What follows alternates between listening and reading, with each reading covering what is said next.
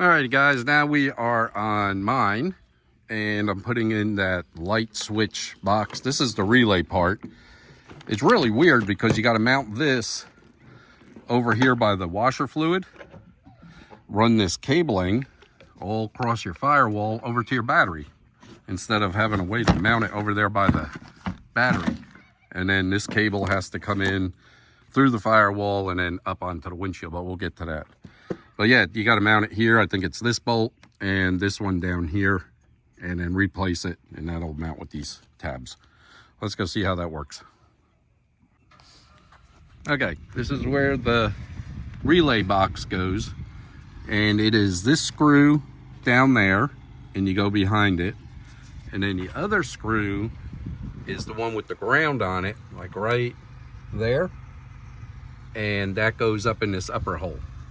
So that's how that mounts. In case nobody shows you a video on that, that's where those two go. So your ECU is in there. So you're between your tank and your ECU, like electronic control module, whatever the heck it stands for. There's your two big relays, just to give you an idea of where that mounts.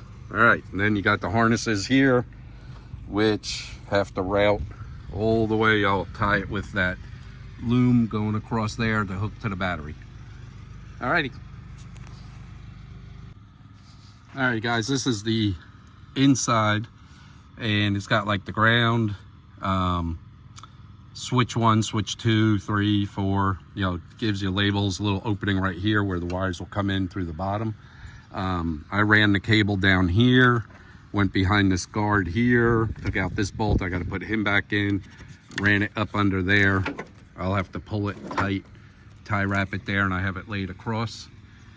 And it's got the disconnect switch for it, or a fuse block, I'm sorry, fuse 8 amp fuse block here. That's the one for my winch right here. So I got to find a place to mount him, maybe against the wall, but I'll have to tie wrap him across there. And then you hook up this guy to the positive and the little shorter guy over here to the negative, which I hope he makes it now that I'm looking at it. If not, we're gonna have to pick a different negative, but I have room there. I just got to make sure he makes it. And that's it. I got to see where this guy goes to. I'm not sure. So got to read directions on that.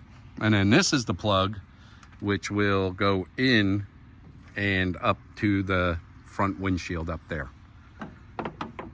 Okay, let me get further along here and I'll let you see. Okay, I think I stand corrected because there is no opening on this side of the firewall down in there to get in there. And from what the picture shows, it doesn't tell you where, it just says go through the hole in the firewall. It looks like it is that, where is it? It's way down there. I don't even know if I could get to it with the camera. It is over that way. It's over there behind these hoses. Hard to see it, but it's over that way. It's on the driver's side, and it looks like an opening, you know, that goes through the firewall. And then you would bring it up. Let me show you over here. It would come up under here, and then you'd pull out this piece, tuck it there, and then it'll go up through your header and go across. So I got to break those tie wraps, use my cutters, cut those tie wraps, and get the plug for the main piece up there on this side. All right, let me get that done. All right, let me show you. It had to go in, there's the cable right here, right there. It had to go in that hole down there. Needless to say, that was the biggest pain in the backside, trying to get your fingers to poke through that hole to go inside. And I'll definitely run some black caulking around that on the inside to seal it. Let me show you what the inside looks like. All right, it's hard to see, not much light, but that's where it comes through at, on the driver's side. Brake pedal, I have my little foot pad there because there's nothing there, so I mounted that. Anyway, comes through right there, and then you got to route it up through the side. Ugh, come up through the side over here. Anyway, see, I got those metal pockets too. I got like two different hats. One's a warm hat, one's to just keep sun off me, and I keep my little pig sticker right here. And that's it. I love them. They're nice and sturdy, but like I said, you got to watch. You do hit that with your knee if the door is like going to close on you and you go to jump in. Anyway, let's get back to the wiring. This guy has to go all the way up through this column, up through here to the center. So let's see how this goes. Okay, so not too bad. Tucked it in here. How to tuck it in here, take out or loosen this bracket here so I can get behind this plastic. Went up underneath the roll bar, behind all this, came out right here. This part, this little bracket here, is supposed to go over this little tab right there, which holds your roof down. So that's going to be my next step. Let's see how that works. Alrighty guys, one warning. Be very careful with this cabling. They have no problem pulling out of the little crimp connectors in the back. One there, one there. So it's not working.